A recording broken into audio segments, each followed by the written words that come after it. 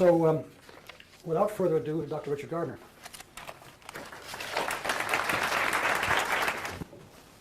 I'm very pleased to be here, gratified that with such short notice so many people have come from such distances to hear me, and I hope that what I say will leave you with the feeling that it was worth your while.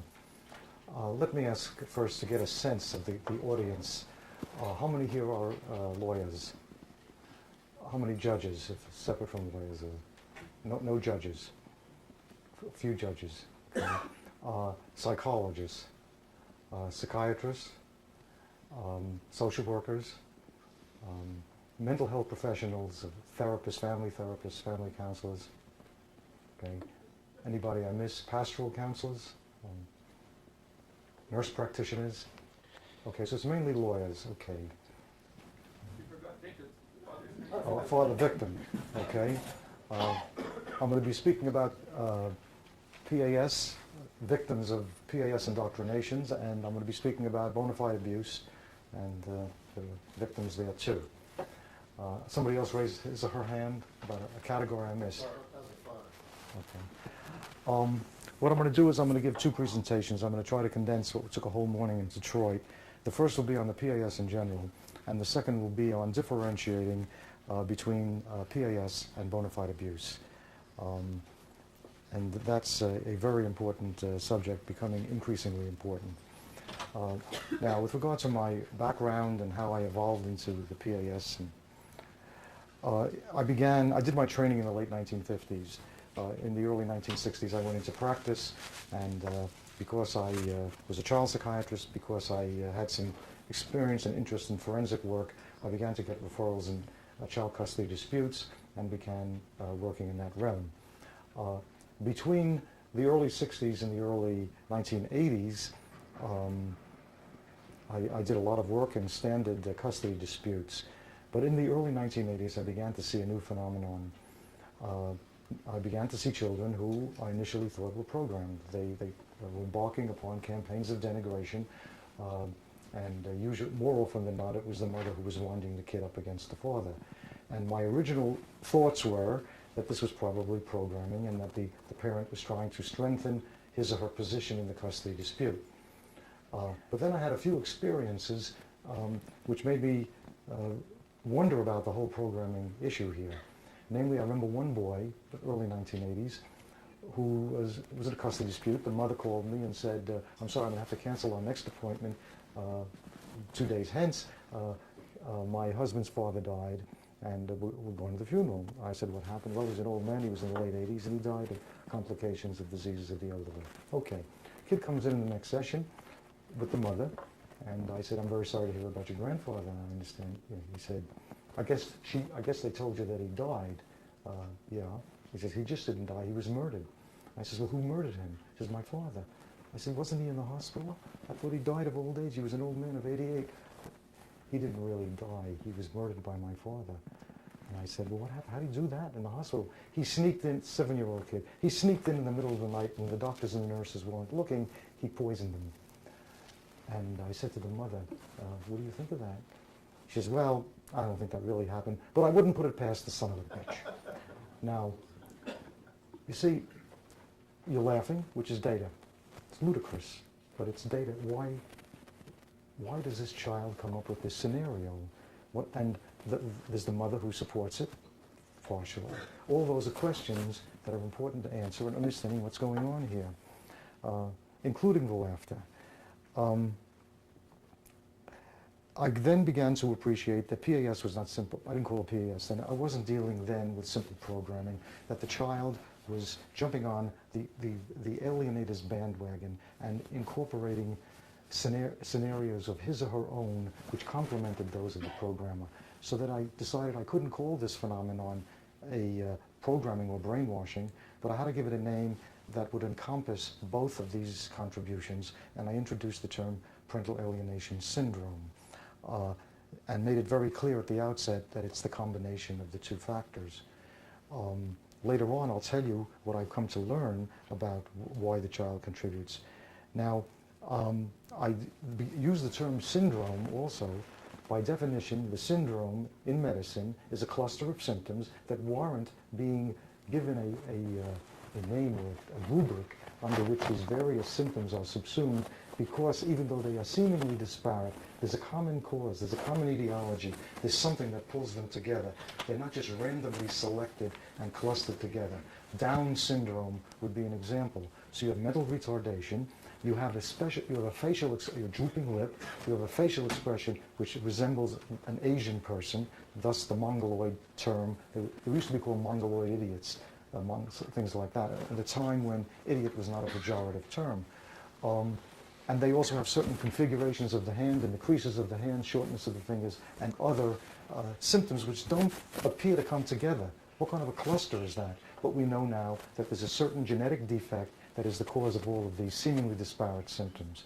Now, PAS warrants the term, the rubric syndrome, because consistently and repeatedly you do have what came out to be approximately 8 symptoms.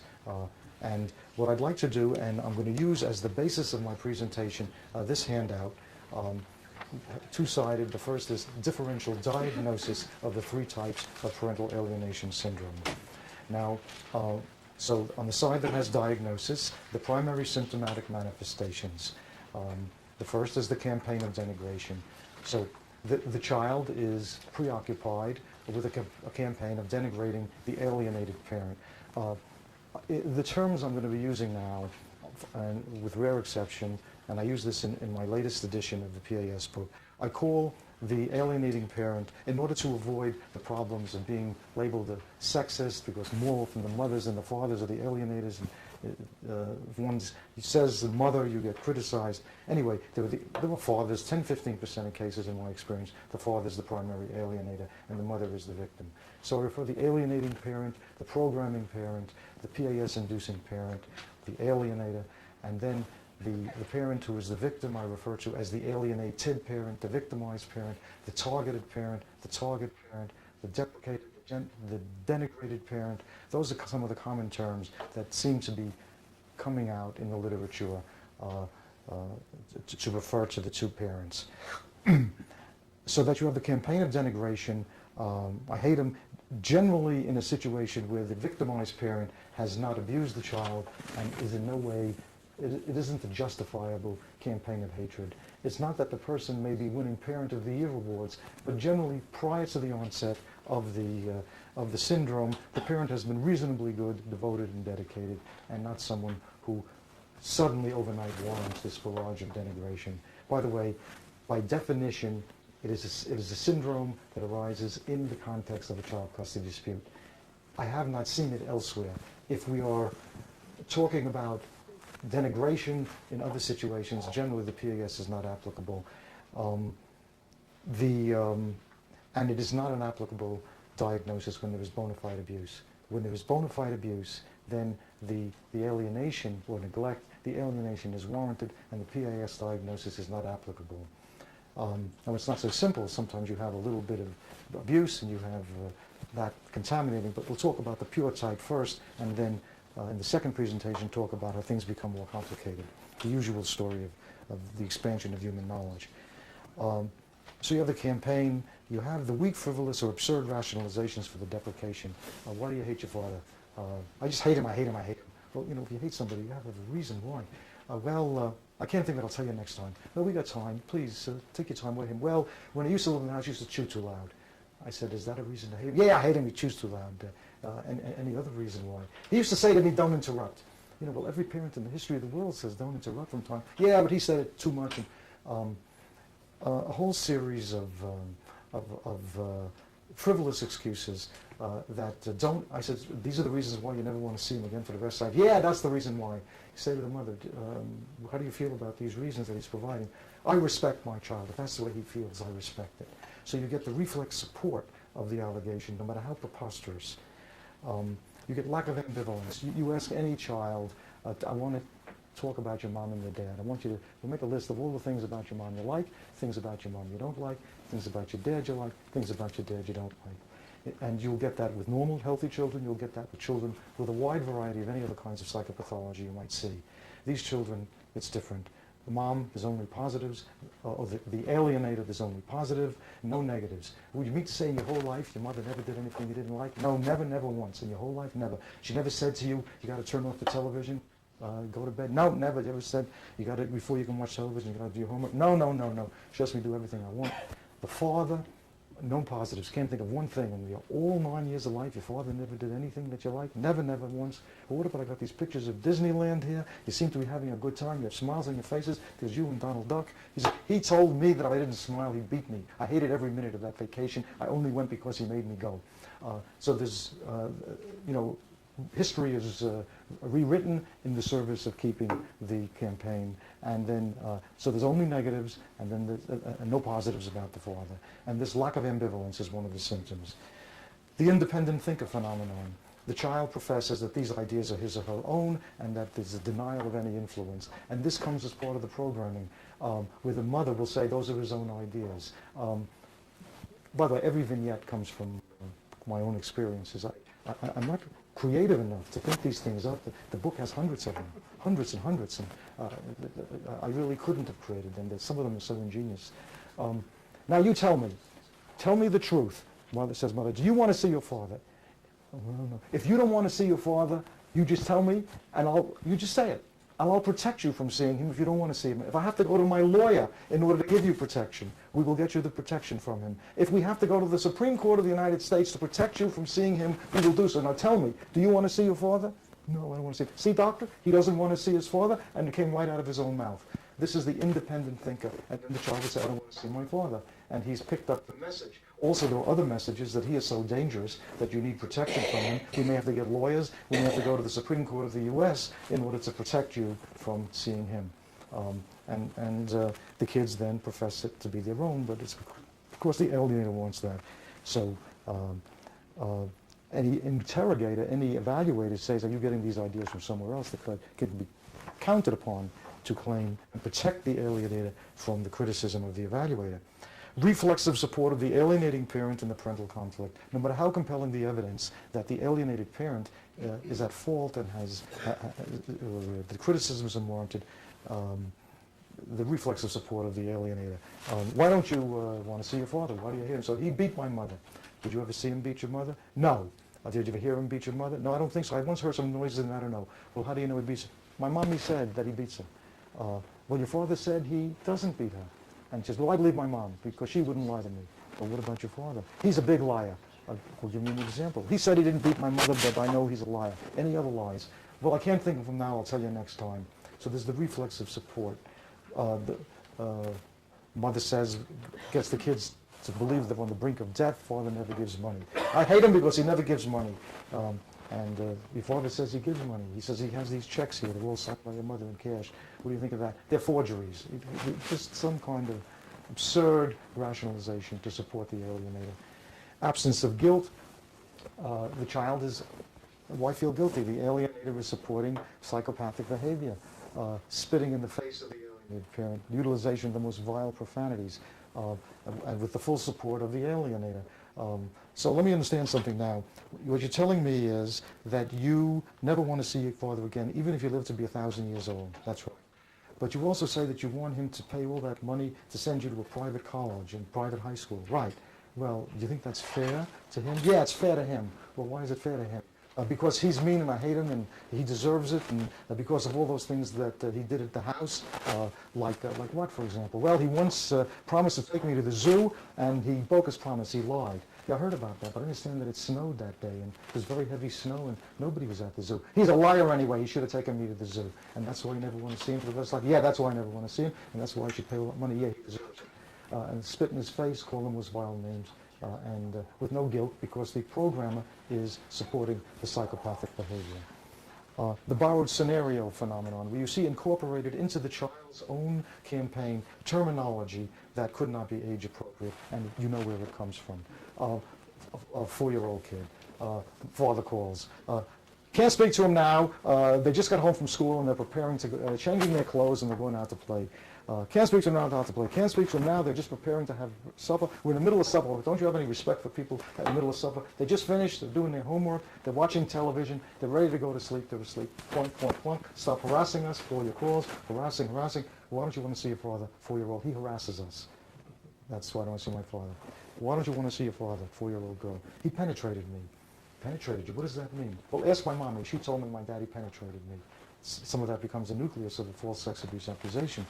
When I go to him, I have a separation anxiety disorder. 4-year-old child. Well, what's that?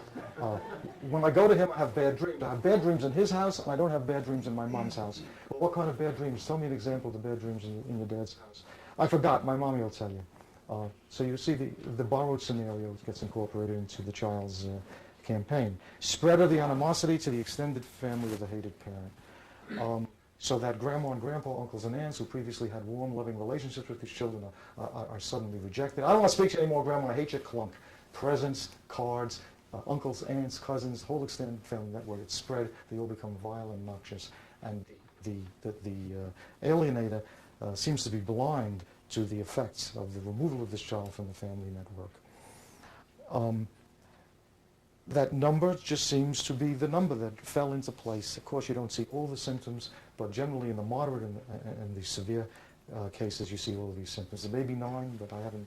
You can probably add some of your own. But these are the major 8 symptoms of the PAS. Now, what you have on the chart here are the 3 types and how they differ. And it's very important to, when doing an evaluation, to get that information to decide which category, because each category warrants an entirely different approach, both by the mental health professional and the legal professional. And if you don't properly diagnose, you're not going to get proper treatment. This principle, diagnosis should precede treatment, is not generally appreciated by mental health practitioners who are not in medicine. You would not go to a doctor who doesn't diagnose you, who would just treat you without proper evaluation, whatever is necessary. But courts will order, put the treatment pending a trial, will find out whether the child was sexually abused. Well, what are you treating? What are you doing? What are you doing with that kid if you don't know whether the kid's been abused or not? But as I'm talking, there are thousands of kids in treatment all over North America, all over Europe, Western Europe, not Eastern Europe, who are in treatment, awaiting the outcome of the court to decide what the diagnosis is. It's a crazy system in many ways. So you got to make a diagnosis, and the type is important in terms of what recommendations you're going to make to the court in terms of dealing with the problem. Now, let's go down and look at this list.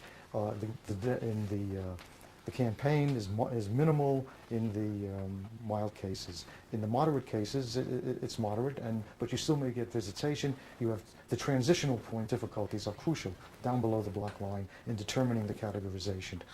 So in the minimal, the child still go and profess all kinds of criticisms, but they quiet down. The moderate, you may have great difficulties at the transition point, especially when both parents are there together and the conflict is present. In the severe, you can't get the kid to go. By that time, it's a paranoid delusional system. The child actually fears that he or she will be murdered or poisoned. There'll be blood-curdling shrieks. The kid may jump out the window, run into the street, and it might even be dangerous to try to force the child to visit under those circumstances. A panic, and it's almost not possible. Okay, that's an important way to differentiate the 3 types. Above the line, it's kind of obvious in terms of the symptoms. It's below the black line that you have many more important differentiating criteria. Behavior during visitation, primarily good with the mild. In the moderate, you may get intermittent. You get trouble at transition. Generally, after the parent has pulled the child away from the home, the kids may quiet down after varying periods of time. Once with the alienated parent, they may periodically catch themselves, and then the campaign will start, and denigration. A call comes from the alienator, and that can precipitate, oh, I forgot, and the barrage will start again. The alienator may, how you doing there? Oh, you okay? Thank God. The application being the dangerous things that happen. Oh, I had a dream last night, it was terrible. I thought you had died there or something. Or calls all the time to check it out. What are you doing now? What is he doing now? Is everything okay? We're just worried about you. It's a message that this is a dangerous place you're in, and the alienator has to ever be vigilant and worried about what's going on there. The older ones may wind up the younger ones and remind them that it's time. I'm going to tell mommy that you were nice to daddy. I hate you, daddy. I hate you, daddy.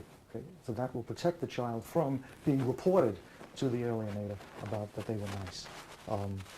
The behavior during the visitation of the Severe, if they get in there, there is sabotage, even setting fires, destroying property, doing everything possible to cause grief to the victimized parent. Bonding with the alienator. In the mild form, the bonding is usually strong and healthy. In the moderate form, it's generally strong, it's mildly to moderately pathological, but it's still usually pretty strong. With the alienator, in the severe form, the bonding is usually very sick. There's a very strong pathological bond, sometimes referred to by a term introduced into psychiatry in the 19th century, folie à deux, folly or silliness or craziness for two, and it generally refers to a disorder in which a sick person who's more dominant will induce in a more passive, dependent person the same psychiatric disorder that the dominant person has, a disorder that the more passive, weaker person would not have otherwise suffered with if not being inculcated with that disorder by the more dominant person. The PAS is an example of a folie à deux, and the DSM-4 diagnosis of shared psychotic disorder is applicable. In courts of law, because PAS is not in DSM-4 yet, one runs into trouble. This is soon not going to be as big a problem. In your folder, what happened to my, in the folder, Mr. Linda made reference to these documents, but I want to elaborate upon them for those of you who are involved in lawsuits involving PAS, in which the opposing attorney will argue that PAS doesn't exist because it's not in DSM-4. That's like arguing in 1981 that AIDS doesn't exist because it wasn't in the medical textbooks yet. It takes a few years, and DSM-4 requires a body of literature, peer-reviewed journals, etc., in order to consider it. The DSM people are going to start meeting again in the year 2000, and the projected date of the next DSM issue is probably 2004 or thereabout. In 1991 and 2, when DSM-4 was being prepared, there were not enough articles in the literature for me to approach the committee and get serious attention. This is going to be very different in the year 2000, because this is being updated practically every week on my website, and I can give you that. It's www for the updates for legal purposes for those who may say it doesn't exist. I'll give you the website in a minute. What you have here is the articles in peer-reviewed journals on the PAS. Now, the first few pages refer to the common criticisms made. It doesn't exist, not DSM-4, things of this sort. All the arguments about it are dealt with in that initial material. Then you go down, you have articles of mine in peer-reviewed journals on PAS, and then you have articles, a whole series of articles by others that are primarily on the PAS, and then articles that deal so much so that the name is in the title, and then articles on the PAS, in which it's primarily focused on, but not in the name. Then you have other references to it. And then you have, in another document, citations in various rulings in which, both in the US, Canada, and now I'm getting some from Europe, in which the PAS is recognized by the court. So this is extremely important. There's another document on my articles on sex abuse accusations, similar use for peer-reviewed publications. We're going to have after I finish speaking, we're going to have a short break, and then I'm here for the rest of the evening for sandwiches, for questions after the sandwiches. For sandwiches, too. I haven't eaten very much today, so you can understand that slip.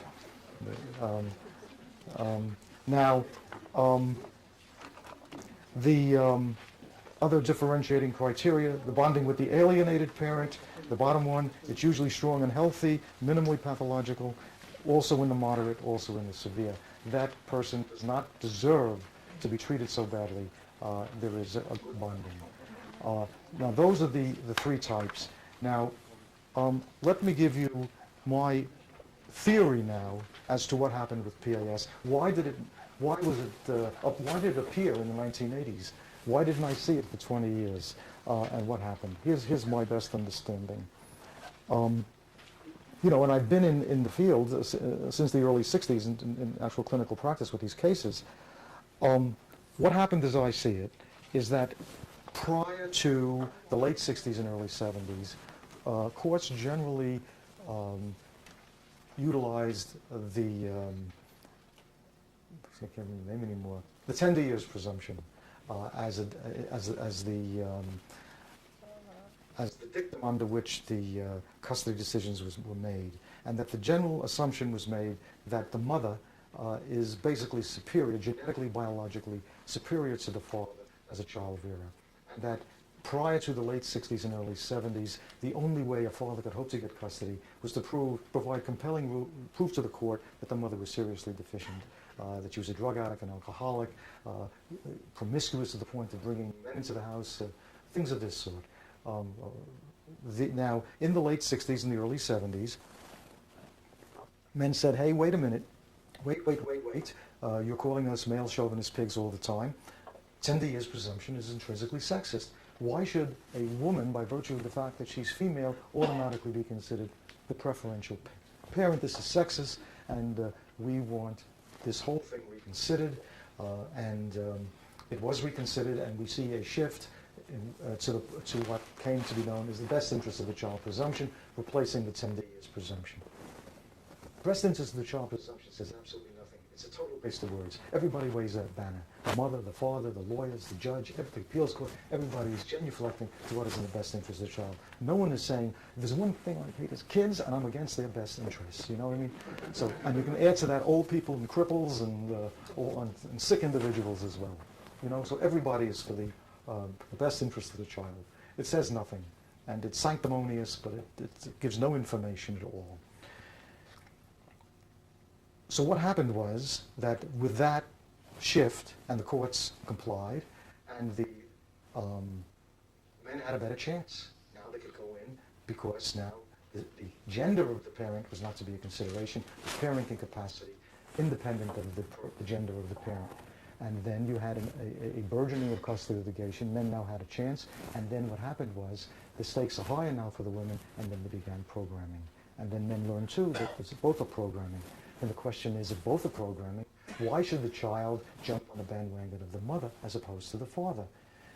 And my answer is that the mother is the one with whom the child is most closely, strongly bonded. More often than not, she's been the primary caretaker, and she's been the one with whom the children were bonded, and they want to jump on mom's bandwagon in order to preserve that relationship under the threat of the disruption of that in the custody litigation.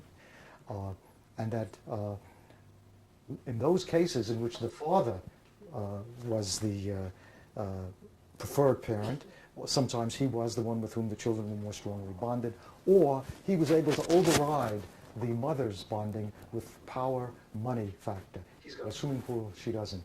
He can hire lawyers who are more effective, more expensive, and mother was in a weaker position financially, and overriding the mother's stronger bonding, and what needed a stronger campaign over a longer time in order to prevail.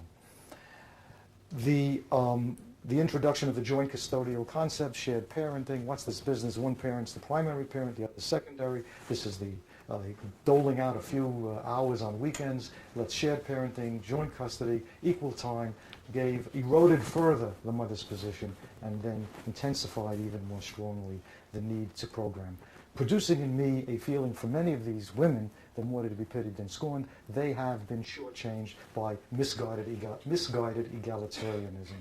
If women came to me, and they didn't, in the early 1970s and said, and wanted my opinion on the new egalitarianism, I would say to them this: there are differences.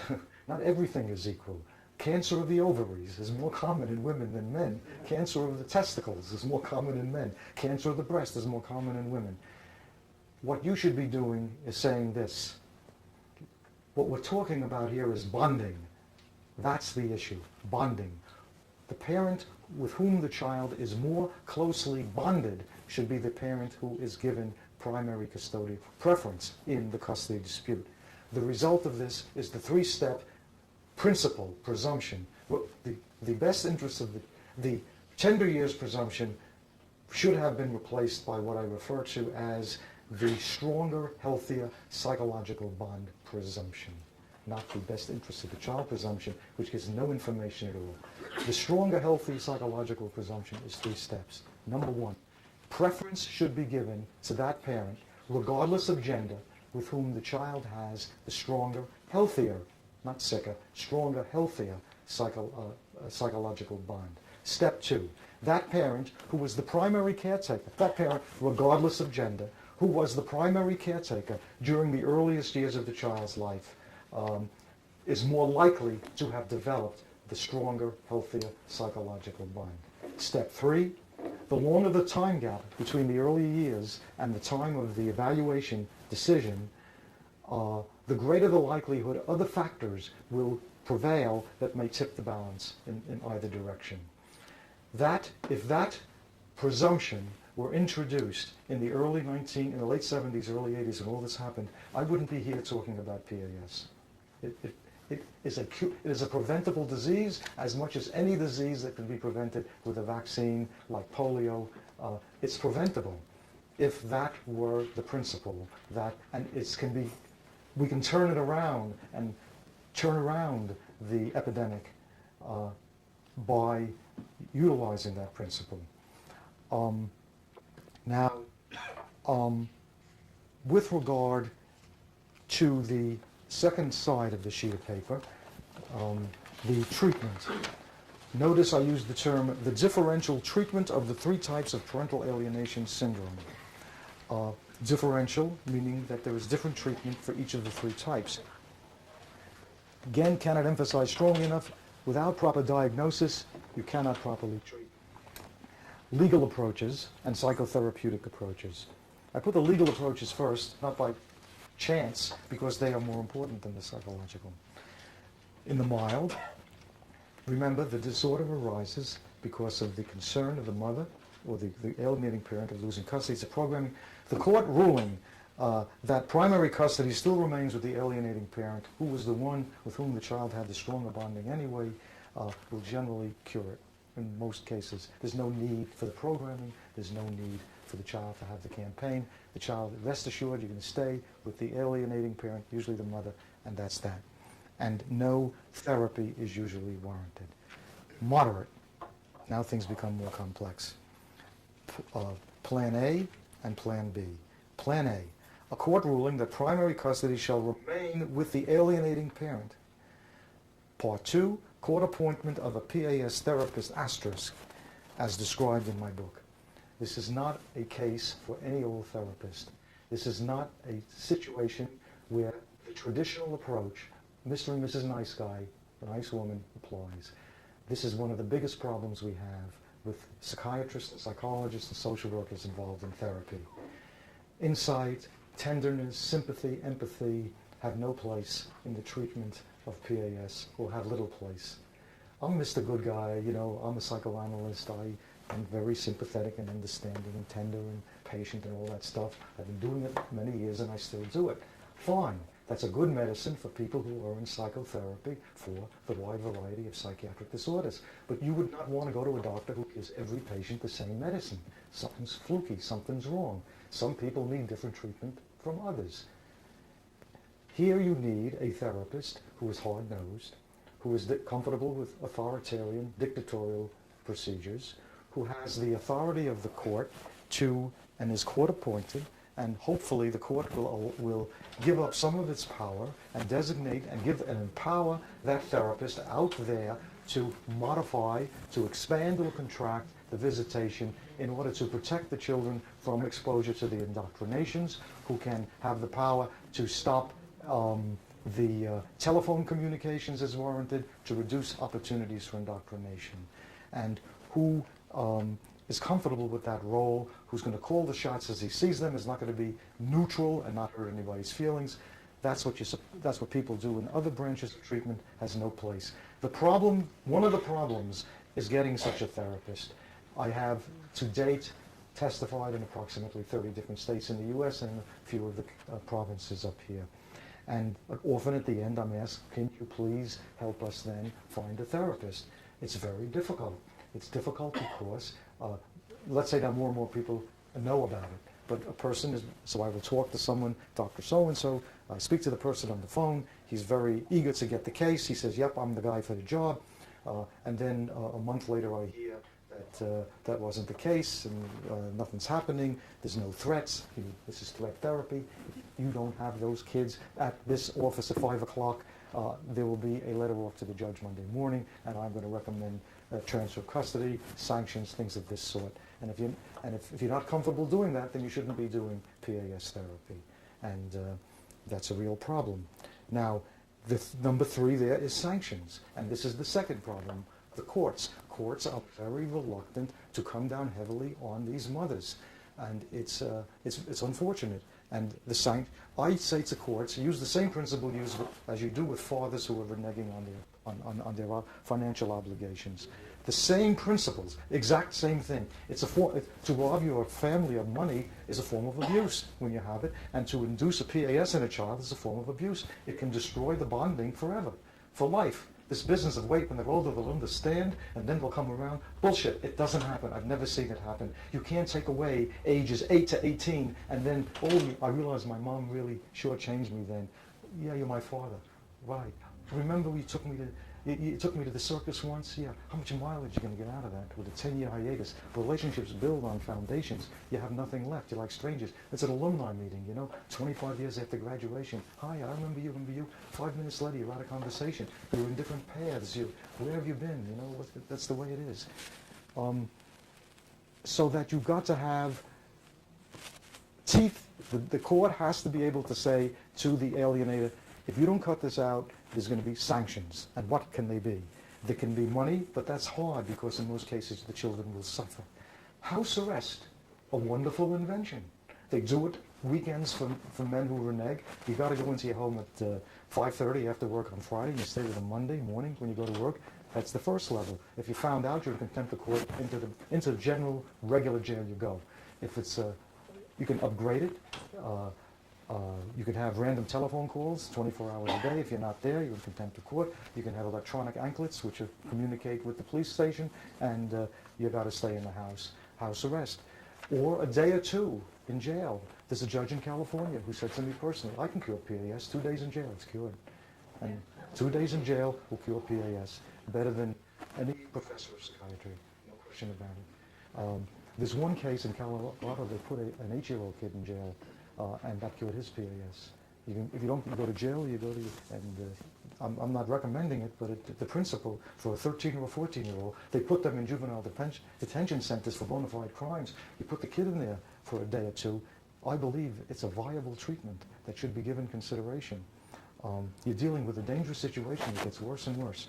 And then the house arrest and then the incarceration. One of the biggest problems I have is convincing courts that you got to come down heavily on the indoctrinators, and that therapy, schmerathy, is not going to work. This has been oversold to the public.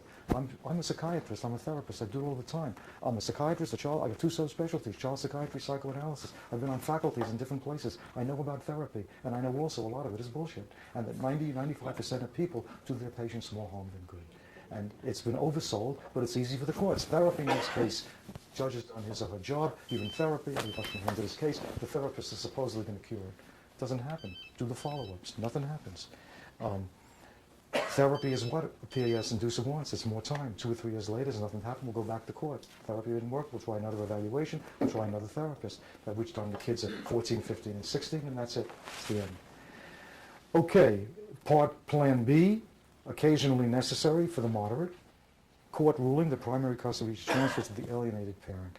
That the parent is not going to cooperate in this program, is too deeply embedded in the brain circuitry, nothing's going to happen, the threats of sanctions don't work, then you get the kid into the home of the alienated, transfers to the alienated parent. Can be done in the moderate, the kid is still visiting. And you've got to remove the child from the indoctrinations. Number 2, extremely restricted visitation by the referred parent under supervision if necessary to prevent indoctrinations.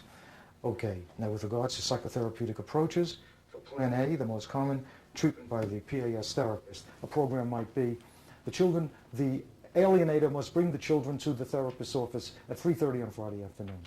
And then the alienator and the children might be seen for half hour. Alienator must leave, not in the waiting room, not in the parking lot, but you go home or you go X number of miles away. And if you are seen in those sites, contempt of court sanctions, because the kids are not going to be free knowing the alienator is in the next room, in the waiting room, in the parking lot. Then half hour with the kids alone, and then alienated comes in for the third half hour, and then you talk physical experience of being with that person, then they go home. And then that kind of thing. Part B, occasionally necessary, monitor transitional program. Now the transitional program is, I'll elaborate a little bit on in the severe cases. Legal approaches. For the severe cases, court order transfer primary custody alienated parent in most cases. This applies to about 5 to 10% of the cases that I've seen in my experience. Most of them are in the mild to severe, but 5 to 10% are the severe, and they, as long as you leave the kid in the home of the alienator, that's it, forget it. It's terminal cancer. Metastases all over the body, nothing's going to happen. And if the court is going to say, well, we can't get the kid into the home of the alienated parent, then we can do nothing. Then you're going to let the kid rot and die, because that's what's going to happen. And you've got to get the kid out, and this has to be a transitional site. There's a case now in Queens, which will probably, hopefully, break some ground here. It's where the judge took the child, Queens in New York City, took the child out of the home of the alienating mother and put the child first temporarily in a foster home, pending placement in the home of an aunt, and with restriction of the mother, and then the father then visited this transitional site. The mother couldn't stay away. It was in all the papers. The Today Show called me on it, and I filmed a clip for the Today Show. And the case is going to trial. They tell me now August 24th in New York, and the Today Show may then do a piece on this. I'll be very pleased if they do it, because you don't 2 hours interviewing in 30 seconds. But at any rate, it'll bring international attention to this particular case, where the judge did what was necessary in this case. People are screaming, you took the child away from the mother, you put the child in a foster home without two parents, and there has to be a precedent, there has to be more and more acceptability to this kind of thing in the severe cases. Now, the transitional site program, it's elaborated upon. Time doesn't permit me. The PAS book has it elaborated, the different kinds of restricted environments, the control, the monitoring of the alienator to protect the children from the indoctrinations. And then the therapist monitored transitional site program. All right, that is basically the key words for my presentation on the PAS. Now, I know you have questions, but as I said, we will have lots of time for questions. I want to now go on to the second presentation on bona fide abuse and differentiating between bona fide abuse and PAS. What's been going on in recent years is this.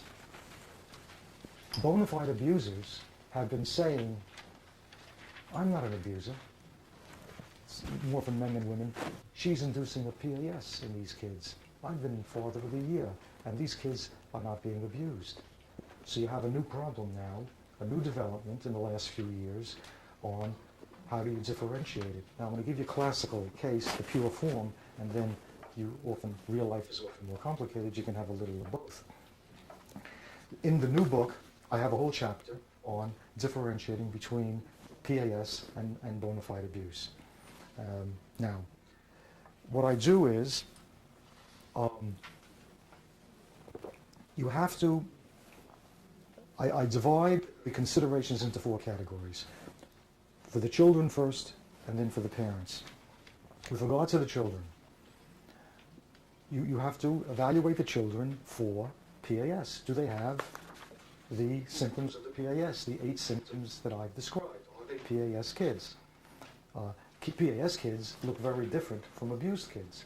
Kids who have bona fide abuse have different symptoms. It's a different disease. It's a different collection of symptoms, and they look different. But you have to do an evaluation to see what the kids look like.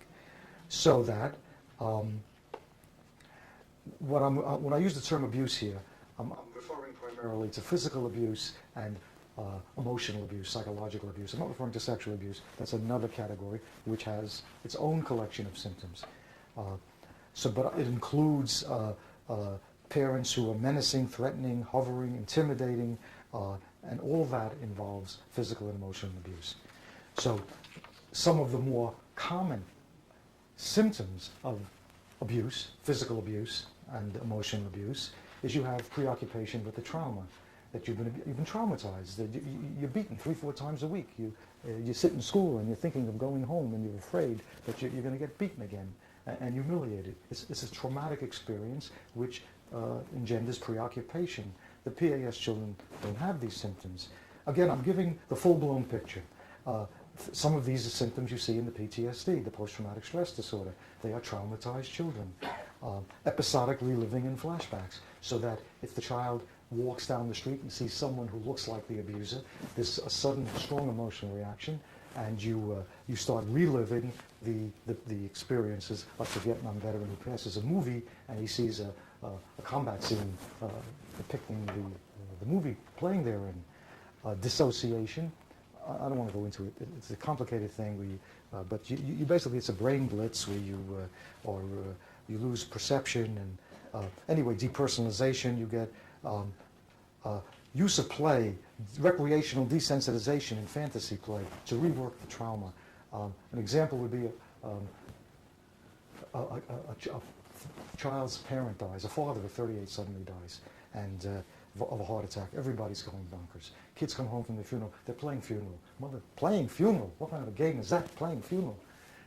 They're desensitizing themselves to the trauma. It's called a game because we give that label to it. But actually, it's a way of desensitizing oneself by reliving and reworking and accepting it and resigning oneself to it. And we all do that with any trauma. You're in an accident and your brain is filled with it, and you're preoccupied, you're obsessed with it. Every friend you speak to, you call to, you speak about it. As time, death, the same kind of thing. Then as time goes on, you go back to the world that you were in. So the play is used to rework the trauma. So coping mechanisms, desensitization, the police come, they throw them out the window, they give them the electric chair, things like that. Trauma-specific dreams, not any old nightmare, but dreams that specifically deal with the trauma, depicted as such, or closely symbolic of the trauma, not some kind of a strange classical Freudian interpretation, but the reworking the trauma, like every trauma, you dream it. There are Vietnam veterans now, 35 years later, can't sleep at night, they're still dreaming about Vietnam. Fear of people who resemble the alleged abuser, you generalize. Hypervigilance, startled reactions, you jump around, every little noise, you're alerted, you're thinking.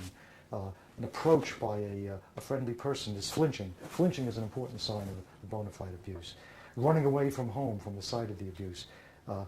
Pessimism about the future. What do you want to be when you grow up? I don't think I'm going to grow up not to live that long. They're depressed, they're pessimistic about the future. This is the picture of the full-blown classical abused child, physically abused, emotionally abused. They're withdrawn, they have little pleasure in life. Now, full-blown picture. When you go to your doctor, and let's say you have chest pain, so he examines you, he does tests, cardiogram, what have you. He has learned in medical school what the classical picture looks like for a wide variety of diseases of the heart. And as he's examining you and getting in the data, he's thinking of how you compare with XYZ disease, which is more likely, diagnosis, this is the most likely, differential diagnosis, rule out other diseases which may be considered, which look like it. So you compare to the classical, and then you recognize that the real world may not be as pure, but at least you got some guidelines. So this is the pure full-blown. So when you have a child in this particular family where mother says he's an abuser, and father says I'm not an abuser, she's a PAS inducer, you look at the kid and you see which is the child more like, A or B, and then you have a hint. Now we go to the parents and compare the parents in the PAS situation, the alienator and the alienated, with the parents in a bona fide abuse situation, the full-blown classical situation, and then see how this particular family fits in with those models. Now, cooperation with the examiner.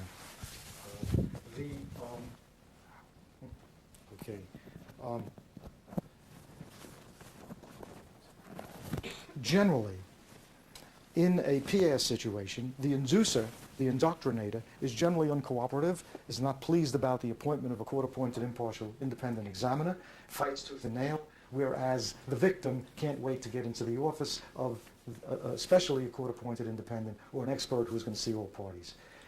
In contrast, in the abuse situation, the abuser is going to avoid and be uncooperative with such an appointment, lest the abuse be smoked out, and the victim, the parent who is a victim of the abuse, is going to be happy to have such an appointment. So that gives you some information as to who is, whether it's an abuser situation, or a PAS. Now,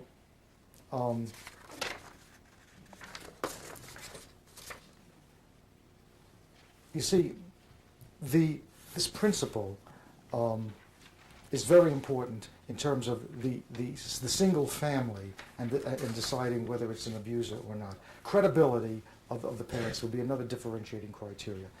An inducer is often a liar, and you will pick up the deceits, some of the conscious, deliberate lies in some of the indoctrination. They know it didn't happen.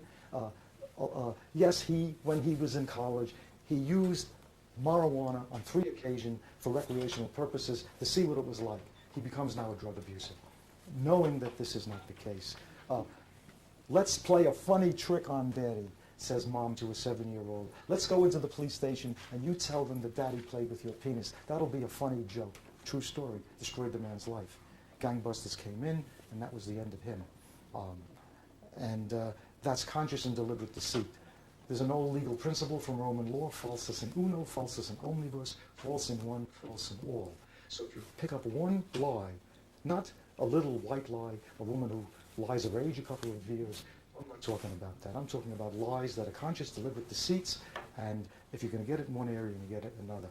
Now, so that the abusers, the indoctrinators, usually have lies that go beyond the deceits involved in the programming, and abusers are usually liars and deniers and cover up.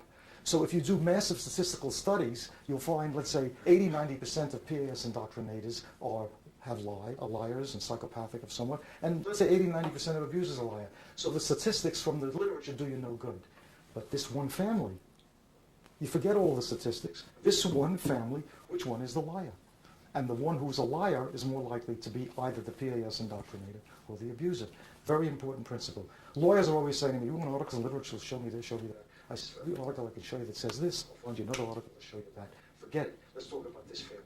And I very rarely refer to the scientific literature, which presumably gives you clout in courts of law, but it's a misuse in psychology. We're not talking about chemistry and physics, mathematics, where you have more compelling evidence for what you have to say. Okay. You want to look for the programming. The programmer in a PAS has to be ever vigilant to make sure that the indoctrinations are remembered. It's an ongoing process because kids can forget his lines, and you've got to keep reminding them because some of these things never happen. So in Joyce sessions, you see side glancing, and you see the kid having to rely upon the programmer to keep the story straight. In contrast, in bona fide abuse, these kids don't need to be reminded. They don't need hints. They don't need to have side glances to the, let's say, to the mother who is claiming the abuse, and the kids don't need the side glancing. It's another differentiating criterion in the joint interview. Only one of many examples why a proper evaluation should have joint interviews. I've been here for the last, I arrived here Tuesday afternoon. I've been involved in a case. Most of my interviews are joint. It's the richest most effective way of getting information. Now, overprotectiveness and exclusionary maneuvers on the part of the indoctrinator. Long history of overprotection, exclusionary maneuvers. Bona fide abusers are not generally overprotective. They're just the opposite. And they are not involved so much in exclusionary maneuvers. So that's another differentiating. Appreciation of the role of the other parent in the children's upbringing. When you have PAS, the PAS indoctrinator, in the moderate and certainly the severe cases, if the indoctrinator had her way or his way, they would want the victimized parent to leave an annuity and then evaporate from the surface of the earth. Commit suicide, be cremated, and have the ashes dropped in the river. But let's have the annuity. That's what the PAS indoctrinator wants. In contrast, the accusing parent in a bona fide abuse will recognize that this is the father, and that although there's some abuse, there's the hope he'll change. We need the money, we need him there. I'd rather not be alone. The shame about exposure, and with all his problems, he's still the father, and he's probably still more dedicated to these people, abuse notwithstanding, than anybody else of the 5.3 billion people on earth. So that there is still appreciation of the role of the abuser in the family's life, and even in the life of the mother who may be the victim herself of the abuses. So that that is an important differentiating criterion. Psychopathic behavior, where they guiltlessly exploit without sympathy, without empathy, You have PAS inducers who are psychopathic. You have abusers who are psychopathic. So you get the literature on psychopathy in these people. It's, let's say, 70 or 80% in both categories. Does you no good. This particular family, who's the psychopath? Who's the one who's psychopathic?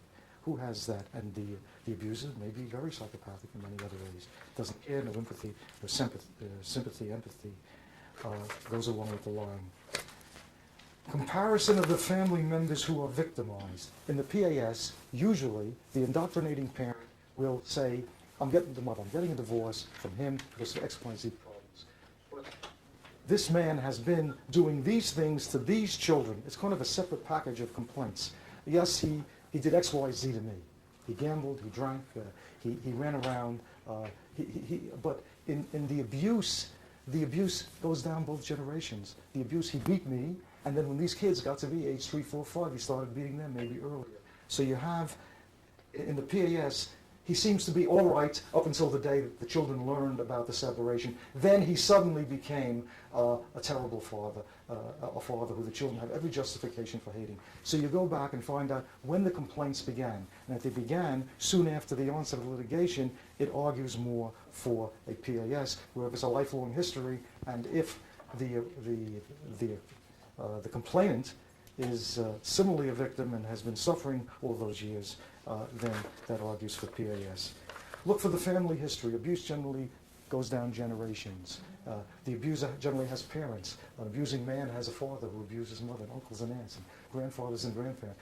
As far back as anybody knows. It's the modus vivendi of the family. You're upset with someone, you beat them up. There's no other way. And the women may view that as that's the way life is. Everybody does it. That's the view. So you have a family history of abuse. In the PAS man, the victim, generally is not a family history of abuse by him and him abusing others.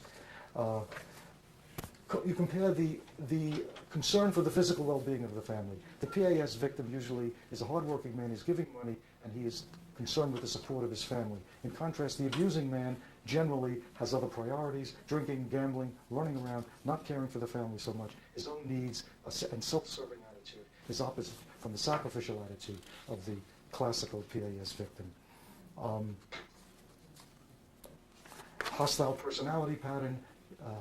The PAS victim generally doesn't have a hostile personality problem, isn't a beater, isn't a furniture breaker, isn't a guy who gets into quick fights with people, altercations in the workplace of a physical nature, a history of arrest for this kind of thing.